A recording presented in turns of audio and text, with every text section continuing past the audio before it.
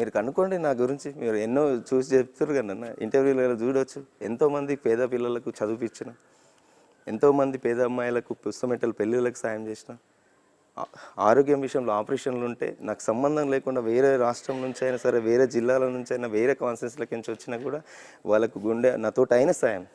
నేను రూపాయి సంపాదిస్తే అందులోకించి 80 పైసలు ప్రజలకే పెడతా. అట్లా సాయం చేసి మానవత్వం చాటుకున్నా. వాళ్ళు చెప్తే కలెక్టర్ ఉంటే నీకు మానవత్వం ఏడుంది, ఇప్పుడు మానవత్వం చూపిస్తాను. ఇంకొక ఆయన అడ్వకేట్ అని చెప్తున్నాడు. ఈ అడ్వకేట్ గురించి అందరికి తెలుసాను. ఇక్కడ అడ్వకేట్ అని చెప్పుకొని మరి ఎంతమందికి ఉచితంగా సర్వీస్ చేసిండో అడగండి. ఫీజు తీసుకోకుండా ఎంతమంది కేసులు వాదించిండో అడగండి. ఫీజులు తీసుకోకుండా కాదు, ఇంకా వాళ్ళ దగ్గర ఏం తీసుకుండా అనేది కూడా తర్వాత చెప్తాను. నేను ఇప్పుడు ఎలక్షన్లు అయినాక కూడా చూపిస్తా. వాళ్ళ దగ్గర క్లయింట్లు వచ్చిన వాళ్ళ దగ్గర వాళ్ళ ఆస్తులు కూడా తీసుకున్న వ్యక్తి నా దగ్గర ఉన్నారు. కానీ ఎలక్షన్ అయినాక వాళ్ళని ముందు మీడియా ముందుకు మీ దగ్గర తీసుకొచ్చి చెప్తా. మధు గారు, మీ ప్రచారం కావచ్చు, లేకపోతే మిగతా విషయాలు కావచ్చు, మీ చుట్టూ ఉండే వాళ్ళని కావచ్చు, అంత యూతే కనిపిస్తున్నారు ఎక్కడ చూసినా.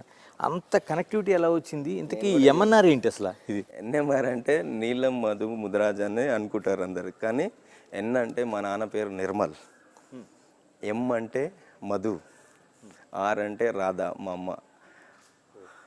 ఎన్ఎంఆర్ అని పెట్టుకున్నా. అమ్మ నాన్న పేరు నాకు కూడా షార్ట్లో ఎన్ఎంఆర్ అనే